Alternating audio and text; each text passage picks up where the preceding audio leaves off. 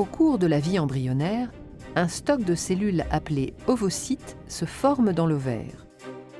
À partir de la puberté et jusqu'à la ménopause, un ovocyte est expulsé chaque mois par l'un des deux ovaires. Il est recueilli par le pavillon de la trompe et devient un ovule.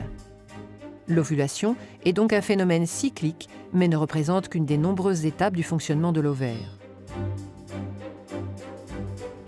Au début d'un cycle, certains ovocytes se préparent à être expulsés. Ils sont contenus dans des follicules. La taille des follicules augmente pendant les 14 premiers jours du cycle. L'un d'eux devient plus imposant que les autres. C'est lui qui va libérer son ovocyte le 14e jour. Après l'ovulation, ce qui reste du follicule dans l'ovaire se transforme en corps jaune. Il se maintient pendant les 14 jours suivants, puis dégénère et le cycle recommence. Pendant ce cycle ovarien, un autre organe change d'aspect, c'est l'utérus. Pendant les 5 premiers jours du cycle, sa muqueuse est évacuée.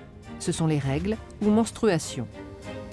Cette muqueuse se reconstitue durant les 9 jours suivants, période au cours de laquelle sa taille augmente. Après l'ovulation et pendant les 14 derniers jours du cycle, la muqueuse change d'aspect. Elle forme une dentelle utérine très vascularisée.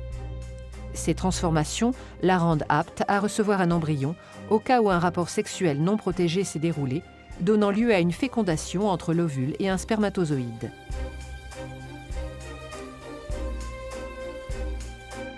Les propriétés du col de l'utérus sont aussi synchronisées avec le cycle ovarien. Durant les 11 premiers jours du cycle, le mucus présent au niveau du col forme un maillage resserré qui laisse peu de chance aux spermatozoïdes de pénétrer dans la cavité utérine en cas de rapport sexuel. Quelques-uns y arrivent cependant toujours.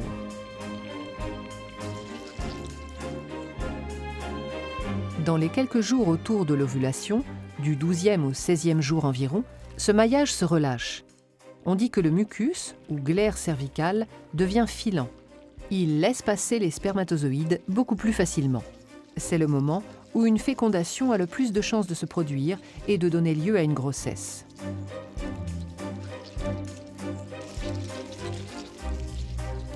En fin de cycle, le maillage se resserre et la cavité utérine est à nouveau moins accessible.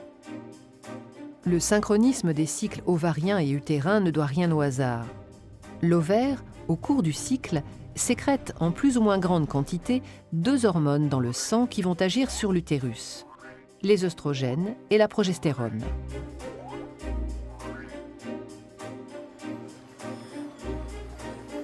Au début du cycle, la concentration sanguine des 2 hormones est très faible. C'est ce qui cause les règles. Les œstrogènes sont surtout sécrétés pendant les 9 jours suivants.